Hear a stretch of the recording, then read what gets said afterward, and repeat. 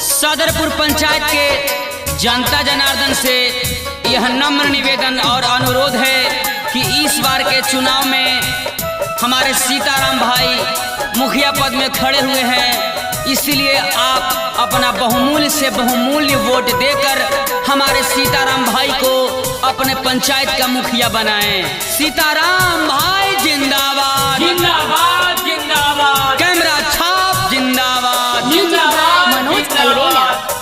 सदरपुर पंचायत के सुन जनता भैया हो,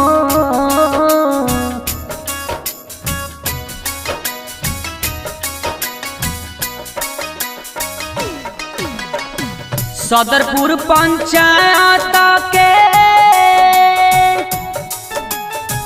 सुन जनता भैया हो,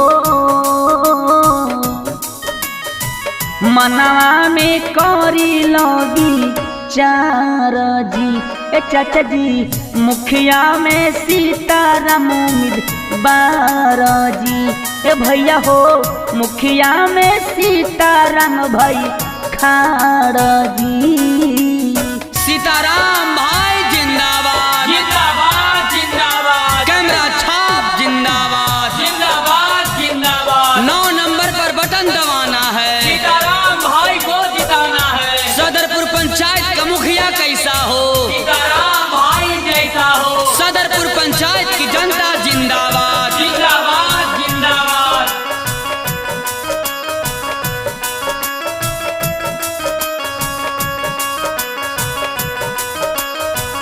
एक बार करके देखो मन में विश्वास हो, गरीब के वृद्धा पेंशन बन इंदिरा आवास हो।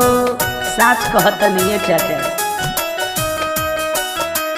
हाँ, एक बार करके देखो मन में विश्वास हो, गरीब के वृद्धा पेंशन बन इंदिरा आवास हो। सदरपुर पंचायत में भइल बा सोरावा हो,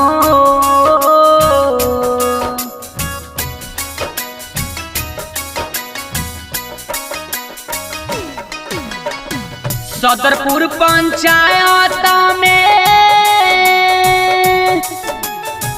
भइल बा सोरावा हो, कैमरा छाप जिनका वानी सान हो ए चाचा जी, बटन दबाई है अब की बार हो ए भैया हो, इनके जीतई है अब की बार हो। सीताराम भाई जिंदाबाद जिंदाबाद जिंदाबाद। कैमरा छाप जिंदाबाद जिंदाबाद जिंदाबाद। 9 नंबर पर बटन दबाना है, सीताराम भाई को जिताना है। सदरपुर पंचायत का मुखिया कैसा हो, सीताराम भाई जैसा हो। सदरपुर पंचायत की जनता जिंदाबाद जिंदाबाद जिंदाबाद। रिकॉर्डिंग बाय मनोरंजन स्टूडियो। APL से BPL कद बनबई है, छूटल बढ़ल नामा सीता राम जी जोड़बई है। कभे विश्वास करी ए भैया। APL से BPL कद बनबई है, छूटल बढ़ल नामा सीता राम भाई जोड़बई है। क्रम संख्या 9 में इनका कैमरा छपनी साना हो,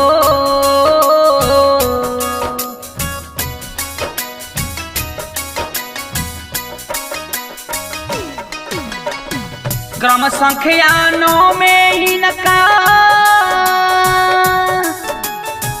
कैमरा छपनी साना हो, बटन दबाई है अब की बार हो ए चाचा जी, मुखिया बना दयब की बार हो ए भैया हो सीताराम जी मुखिया उम्मीदवार हो। सीताराम भाई जिंदाबाद जिंदाबाद जिंदाबाद कैमरा छाप जिंदाबाद जिंदाबाद जिंदाबाद 9 नंबर पर बटन दबाना है। सीताराम भाई को जिताना है। सदरपुर पंचायत का मुखिया कैसा हो, सीताराम भाई जैसा हो। सदरपुर पंचायत की जनता जिंदाबाद। जिंदाबाद जिंदाबाद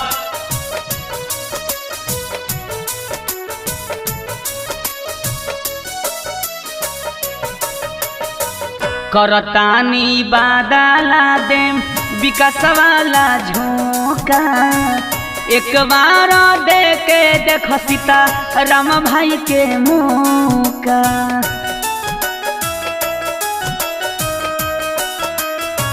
हाँ करतानी बादला देम विकास वाला झोंका एक बार दे के देख सीताराम भैया के मौका।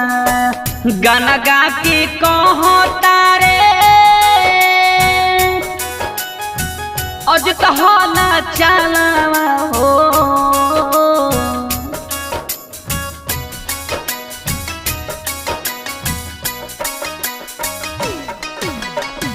गाना गा के कहो तारे अजत होला चलावा हो